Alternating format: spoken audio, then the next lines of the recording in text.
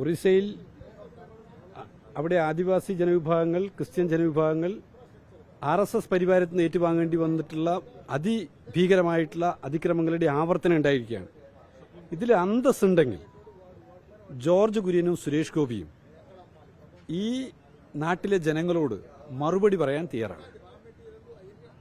BJPയുടെ സർക്കാർ രാജ്യത്തിലെ ന്യൂനപക്ഷത്തെ വേട്ടയാടുന്നതിനുള്ള എല്ലാ സൗകര്യവും ഒരുക്കി കൊടുക്കുകയാണ്. ഉത്തർപ്രദേശിൽ നമ്മൾ കണ്ടു, സമാനമായ നിലയിൽ ബീഹാറിലുണ്ടായി, സമാനമായ അതിക്രമം ഡൽഹിയിൽ, സമാനമായ അതിക്രമം ഉത്തരാഖണ്ഡിൽ, ഇങ്ങനെ വിവിധ സ്റ്റേറ്റുകളിൽ ഉണ്ടായിക്കൊണ്ടിരിക്കുകയാണ്. ഇതിനെതിരായി വലിയ ജനകീയ പ്രക്ഷോഭം രാജ്യത്ത് ഉയർന്നു വരേണ്ടതുണ്ട്. രണ്ടാമത്തേത് ഇവിടെ നിങ്ങൾ പറഞ്ഞിട്ടുള്ള നമ്മുടെ താരിഫ് പോളിസിയുമായി ബന്ധപ്പെട്ടാണ്.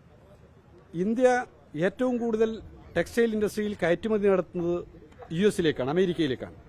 36% ഇന്ത്യയുടെ ടെക്സ്റ്റൈൽ ഇൻഡസ്ട്രിയുടെ കയറ്റുമതി. 36%. അത് യൂറോപ്യൻ യൂണിയനേക്കാൾ കൂടുതലാണ്, അത് ഇംഗ്ലണ്ടിലേതിനേക്കാൾ കൂടുതലാണ്. ലോകത്തിലെ ഏറ്റവും വലിയ ഇന്ത്യ കയറ്റുമതി ചെയ്യുന്ന ടെക്സ്റ്റൈൽ ഇൻഡസ്ട്രിയിൽ കയറ്റുമതി ചെയ്യുന്ന അമേരിക്കയുടെ 50% എന്നുള്ള താരിഫ് ഇന്ത്യയുടെ ടെക്സ്റ്റൈൽ ഇൻഡസ്ട്രിയെ വലിയ നിലയിൽ ബാധിക്കും, മറ്റെല്ലാ മേഖലയും ബാധിക്കും. ഇത് സംബന്ധിച്ചൊരു സമാന്തര രാജ്യമാണ് ഇന്ത്യ എന്ന നിലയിലാണ് ട്രംപ് പെരുമാറാൻ ശ്രമിക്കുന്നത്.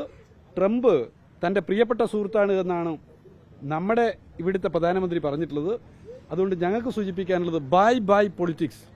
ഇന്ത്യ അമേരിക്കയുടെ സാമന്ത രാജ്യം എന്നുള്ളതിലൂടെ പെരുമാറാനുള്ള അവസരം കൊടുക്കുന്നത് ചെറുക്കപ്പെടേണ്ടതും പാർലമെന്റിൽ തുറന്ന ചർച്ച നടക്കേണ്ടതുമാണ്. ഛത്തീസ്ഗഡിൽ കന്യാസ്ത്രീകൾക്ക് ജാമ്യം കിട്ടിയ ശേഷം കേന്ദ്ര സർക്കാരിനും ഛത്തീസ്ഗഡ് സർക്കാരിനും നന്ദി പറയാൻ CBCI ചെയ്തിരുന്നത്.